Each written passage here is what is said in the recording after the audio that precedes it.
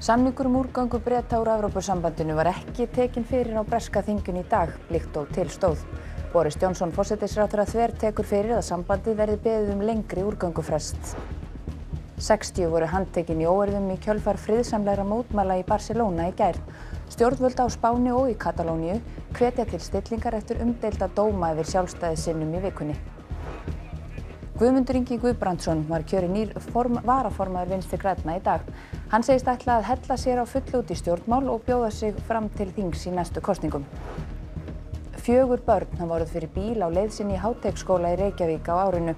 Foreldrar barna í skólanum undrast sinnuleysi borgaryfirvalda og kalla eftir bættu umferðaröryggi. Ég var ástfangin á stundinni og lék á hana strax kvöldið. Þetta segir fiðlusnillingurinn Joshua Bell 300 ára Stradivariusar fiðluna sína. Hann heldur tónleika í Eldborg annað kvöld.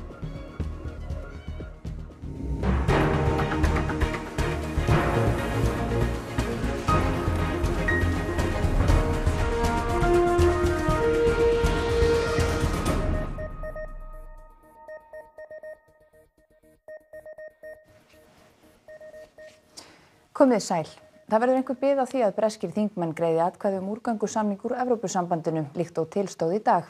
Þingmennirnir samþykktu í staðinn breytingatillögu sem krefur bresk stjórnvöldum samþykkt á öllum lagabreytingum tengdum Brexit áður en samningurinn verður tekinn fyrir.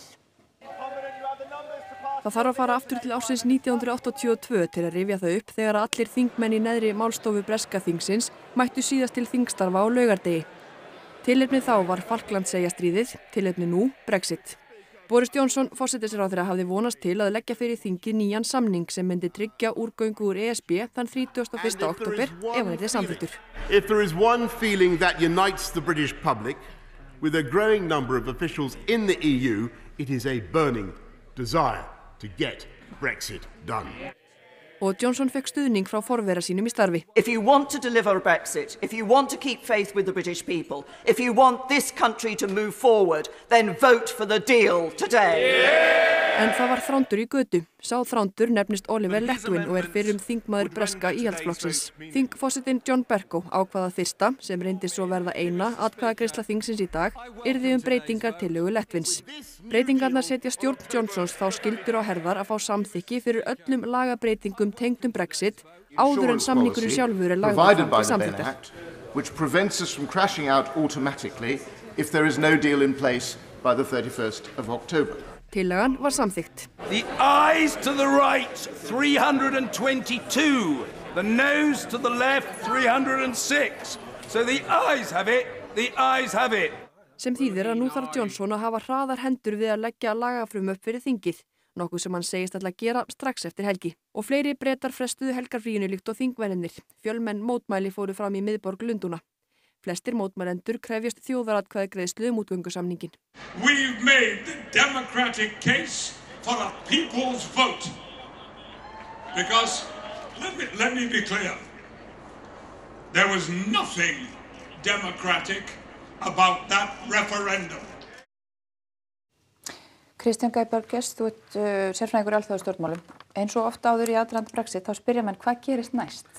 Já, og það ekki gott að segja, en það sem á að gerast næst að fyrir klukkan 10 á okkar tíma í kvöld á forsætisráðherra Bretlands, Boris Johnson, að senda bréf til Brussel og óska eftir því að útgöngu verði seinkað 3 mánuði. Hvort hann gerir það mun síðan leiðilega hvað gerist þar næst og svo hvort að Evrópusambandið samþykkir það, sem á líka eftir að koma í ljós. En líklegt að Boris Johnson ná að koma þessum lagabreytingum í gegn í næstu viku? Og svo leggja þennan úrgöngusamning sinn til atkvæðagreiðslu í þinginu fyrir 31. október. Það mjög knappur tími til stefnu og það myndi segja okkur að það væri svona heldur ólíklegt. En hann mun væntanlega hið fyrsta á mánudaginn að reyna að koma því þannig í kring að hægt verði að koma svo lagabreytingum inn í þingið og til umræðu til þess að hægt verði að samþykkja það og að hægt verði síðan að greiða atkvæði samninginn að endanum og útgangan verði til 31. október. En það eru átök milli þingsins og ríkisstjórnarinnar og það engilega að segja hvernig þau átök muni vinda fram í næstu viku. Johnson fullyrti í dag að hann ætla ekki að biðja Evrópusambandið frest. Honum stætt á því? Og kemur til með, þetta kannski til með að kosta hann embættið ef að samningar nást ekki þarna fyrir mánaðamótin? Ég ger hann það ekki í kvöld og verði ekki búin að því fyrir mánudag þá munu einhverjir reyna að draga hann fyrir dóm til að fá hann til að senda það bréf. Ef að þessi átök halda áfram milli þingsins og ríkisstjórnarinnar þá mun þingi væntanlega reyna að beita sínum vilja með einhverjum öðrum hætti. En það sem við sáum samt í dag var að það eru þokkalega líkur á því að komi hann samningnum til atkvæða að þá ná hann honum í gegn. Fylgjumst áfram með þessu. Takk fyrir komuna hingað til okkar. Takk. Hátt í 60 voru handtekin í óeirðum í Barcelona í nótt og annað 100 slösuðust. Fjölmenn mótmæli og verkföll voru í borginni í gær vegna fangelsisdóma Hæstaréttar Spánar yfir leiðtogum katalónskra aðskilnaðarsinna sem kveðnir voru upp á mánudag. Öllu fámennari en herskárri voru óeirðirnar sem brutust út í borginni í nótt. Sjálfstæðisinnarnir köstuðu grjóti, flugeldum og fleiru lauslegu að lögreglu sem svaraði með táragasi, háþrýstidælum og gúmmíkúlum. Stjórnvöld á Spáni og í Katalóníu hafa hvatt til stillingar. I have to say that the situation is under control. The state, the law enforcement agency are working 24 hours per day. So I have to say that the violence is very aggressive. It's hard, but we are working against that kind of violence and we are working correctly well. La defensa dels drets i les llibertats s'ha d'expressar com sempre, pacíficament. Demanem que tothom ho faci així. La violència mai no ha estat ni serà la nostra bandera ni a Barcelona, ni a Tarragona, ni a Girona, ni a Lleida. Seðlabankastjóri segir að unnið sé að því að taka Ísland af gráum lista samtaka varnir gegn peningaþvætti. Hann eigi von á því að það takist fljótt enda eigi landið ekki heima á listanum. Skammtímaáhrif vegna veru á listanum séu engin. Alþjóðlegu samtökin FATF hafa sett Ísland á gráan lista vegna ófullnægjandi varna gegn peningaþvætti. Landið þar í hópi með ríkjum eins og Mongóliu, Pakistan og Zimbabwe. Íslensk stjórnvöld hafa mótmælt því að landið sé sett á þennan lista enda telju þau að þetta endurspegli á engan hátt stöðu landsins í vörnum gegn peningaþvætti og fjármögnun hryðjuverka. Ásgeir Jónsson, seðlabankastjóri, segir Ísland ekki eiga heima á listanum og að afleiðingarnar af verunni þar séu ekki alveg ljósar. Liggur ekki alveg beint fyrir hvað þýðingu þetta hefur. Við höfum ekki séð nein skammtímaáhrif á þessu. Við fórum listan á fimmtudaginn og það hefur ekki gert síðan. Þetta hefur ekki haft nein áhrif á greiðslumölum til á landinu eða svo framvegis og við höfum líka verið Seðlabankinn, bankarnir og eins náttúrulega fjármálaráðuneytið og ríkið að gera grein fyrir mál okkar. Við höfum talað við þessa stærstu viðstæðala og það skýrir líka akkur það hefur ekki þannig gert neitt. Ásgeir segir erfitt að segja til langtíma áhrif á orðspor og fleira.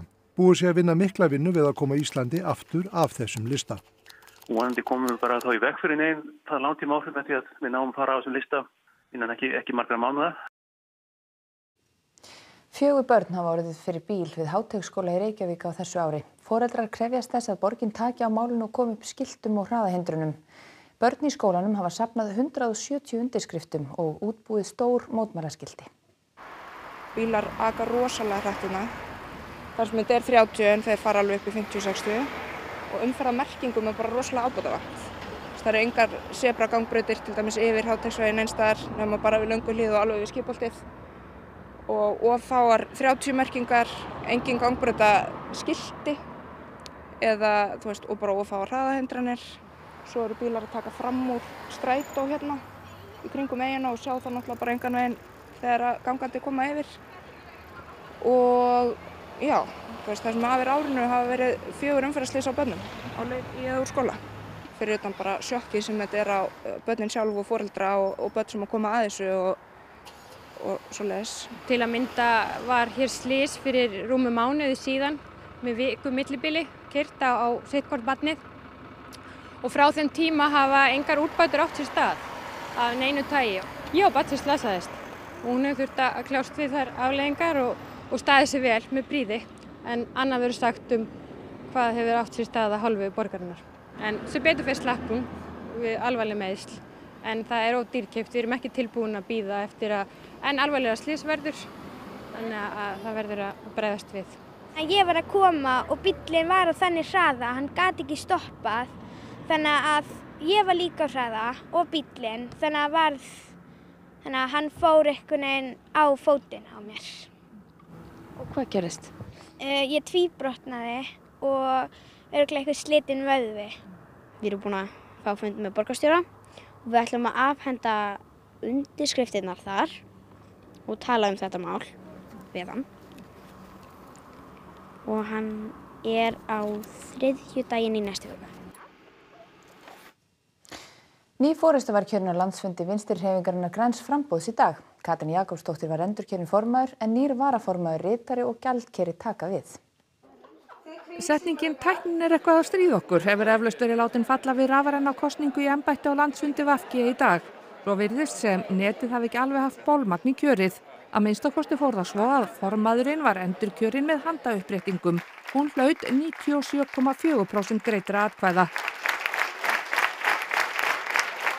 Svo hrökk rafræna kosningin í gírinn og aðrir í stjórn voru kjörnir þannig.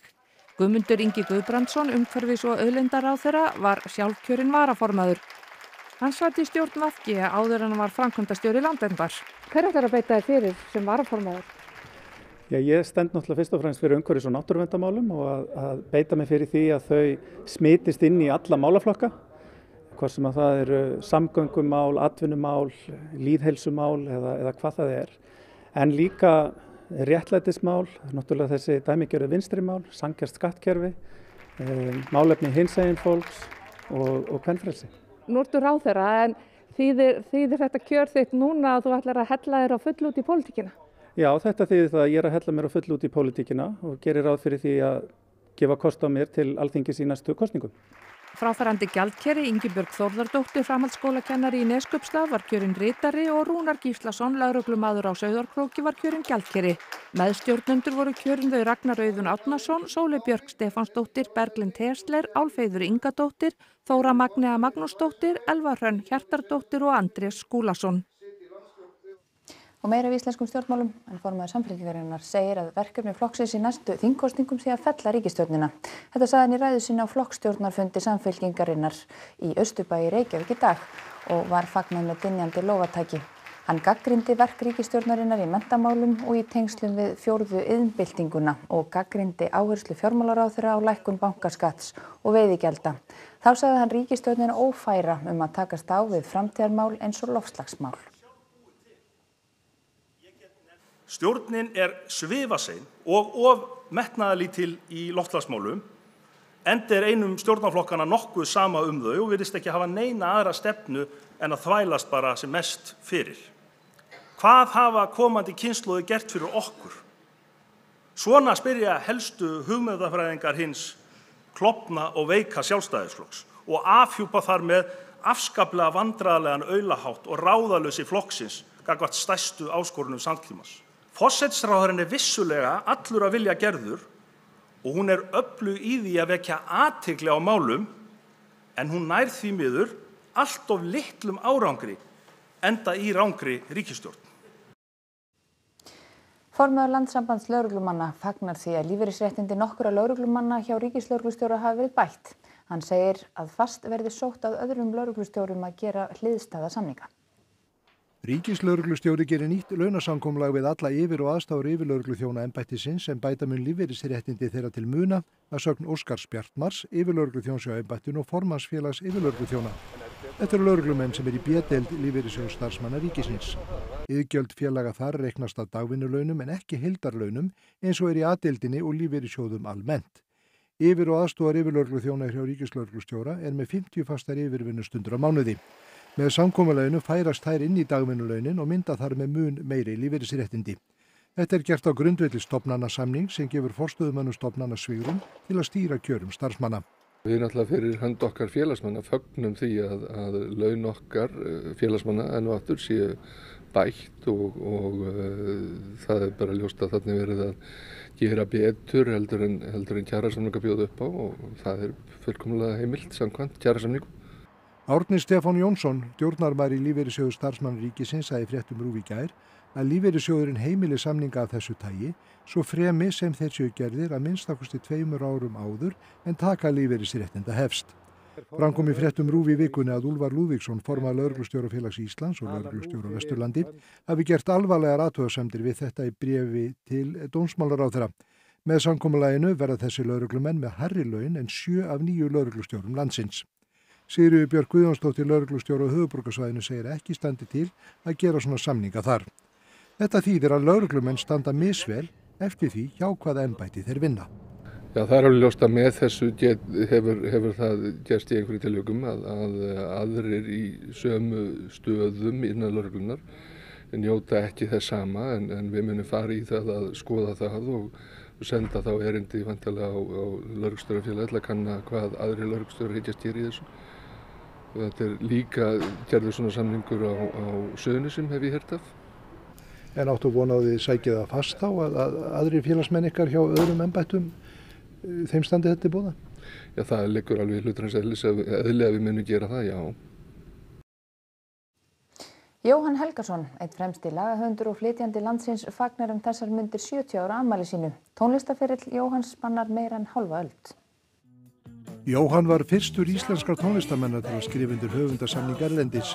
Útgefin lög hans og textar hér á landi sem og í útlöndum eru vel yfir 300 talsins, bæði í flutningi Jóhanns og annara. Lög Jóhanns hafa vel flest fest í sessi sem perlur í íslenskri dægurtónlist. Má þar nefna lög eins og Söknuð í flutningi Vilhjálms Vilhjálmssonar, Seinna meir með hljómsveitinni Start, í Reykjavíkurborg með dúetunum Þú og ég sem Jóhann skipaði sjálfur ásamt Helgu Möller og Ástarsorg svo fáein séu nefnd.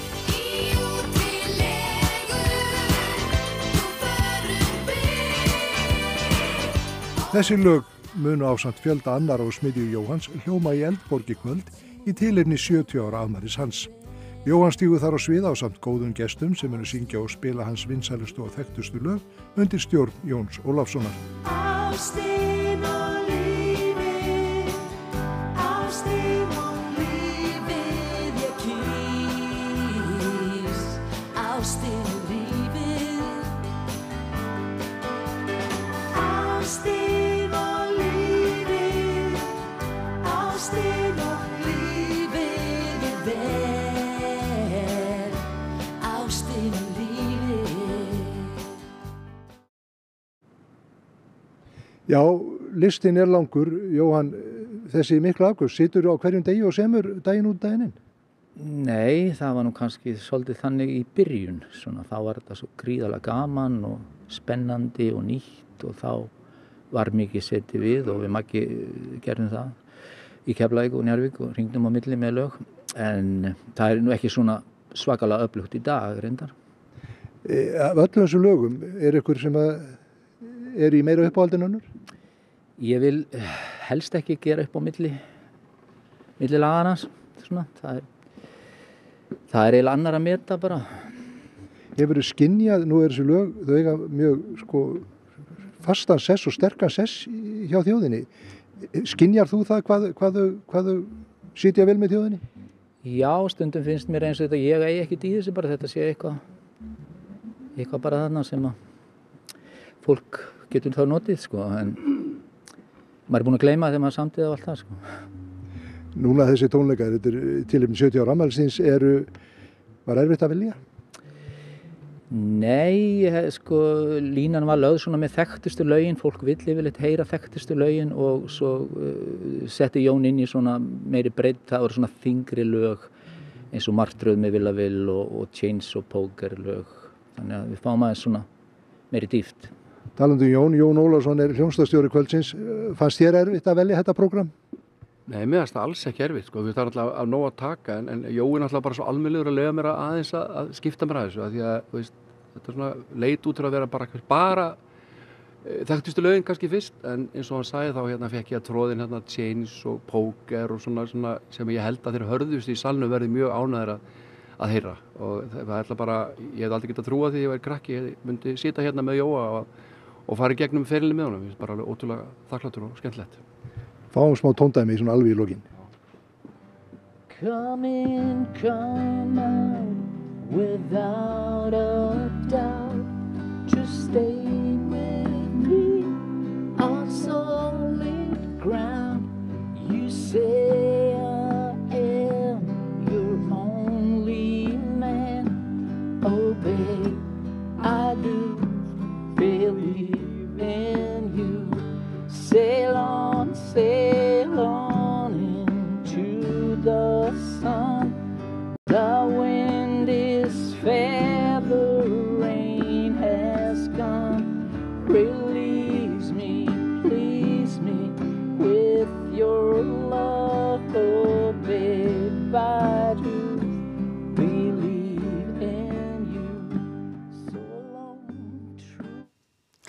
Og meira músík, fiðlusnillingurinn Joshua Bell heldur tónleikana að kvölda ásamt píanóleikara í einum uppáhalds tónleikasal sínum, Eldborg í Hörpu.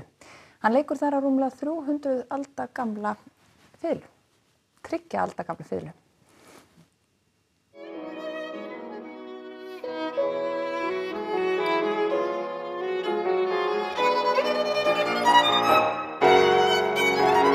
Joshua Bell þykir einn virtasti fiðluleikari samtímans og leikur í Eldborg annað kvöld með píanistanum Alessio Bachs, tónlist eftir meðal annars Schubert, Franck, Jesaja og Bach. Hann spilaði í Eldborg fyrir 2 árum með hljómsveitinni Academy of St. Martin in the Fields og hann sparar ekki hrósið Eldborg. Yeah, I love it. It's actually one of my favorite halls in the world, really. And I've been telling him we got to play there. And sure enough, we have a concert here. So I'm so excited to come back. We love to travel together to explore new music and to explore new cultures and great foods as well together. It's a big passion of ours. So it's really great to be here. Bell spilar á rúmlega 300 ára Stradivariusarfiðlu en hún var gerð 1713. En aðeins eru til 400 til 500 slíkar sem enn hægt að spila á, segir Bell. Well, it's a very personal thing when you find your instruments, like finding your wife or your partner. You spend a lifetime looking for the right one, and this one was sort of a magical meeting I had in London 18 years ago, and I was playing a concert at the Royal Albert Hall at the BBC Proms that night, and I found this in the afternoon. It was for sale, and I fell in love, played on it the same night, and never looked back. I sold the other one. I divorced my other one and got this one, and it's my baby.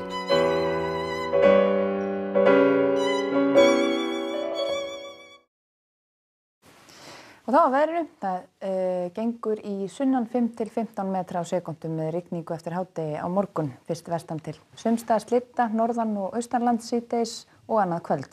Hiti verður á bilinu 2 til 7 stig að deginum en víða vægt frost í nótt. Sigurður Jónsson veðurfræðingur, hann fer nánar yfir veðrið hér að loknum íþróttum en það Einar Örn Jónsson sem sér þær í kvöld. Gylfi Þór Sigurðsson var varamaður hjá Everton í dag en skoraði gullmarki gegn West Ham. Stjarnan tapaði sínum fyrsta leik í úrvalsdeild kvenna í handbolta í dag þegar liðið lá gegn Fram í Safamýri. Stressið minnkaði aðeins hjá okkur og náðum að kæsa upp. Og nýsjálenska landsliðið í rúgbí samt við sig og stefnir á 3. heimsmeistaratitilinn í röð. Og erum við kveðum ykkur að rétta renni við það sem var helst í þessum fréttatíma. Samningur úrgöngu Breta úr Evrópusambandinu var ekki tekinn fyrir á breska þinginu í dag, líkt og til stóð. Boris Johnson forsætisráðherra þvertekur fyrir að sambandið verði beðið lengri úrgöngufrest. 60 voru handtekin í óeirðum í kjölfar friðsamlegra mótmæla í Barcelona í gær. Stjórnvöld á Spáni og í Katalóníu hvetja til stillingar á eftir umdeilda dóma yfir sjálfstæðissinum í vikunni. Guðmundur Ingi Guðbrandsson var kjörinn nýr varaformaður Vinstri grænna í dag. Hann segist ætla að hella sér á fullu út í stjórnmál og bjóða sig fram til þings í næstu kosningum. 4 börn hafa orðið fyrir bíl á leið sinni í Háteigsskóla í Reykjavík á árinu. Foreldrar barna í skólanum undrast sinnuleysi borgaryfirvalda og kalla eftir bættu umferðaröryggi. Ég var ástfangin á stundinni og lék á hana strax kvöldið, þetta segir fiðlusnillingurinn Joshua Bell 300 ára Stradivariusarfiðluna sína. Hann heldur tónleika í Eldborg annað kvöld. Þessum fréttatíma lokið. Næstu fréttir verða sagðar í útvarpinu klukkan 10 í kvöld og vefurinn RÚV.is uppfærður allan sólarhringinn. Við minnum einnig á að hægt að horfa á þennan fréttatíma í RÚV appinu. Verið sæl.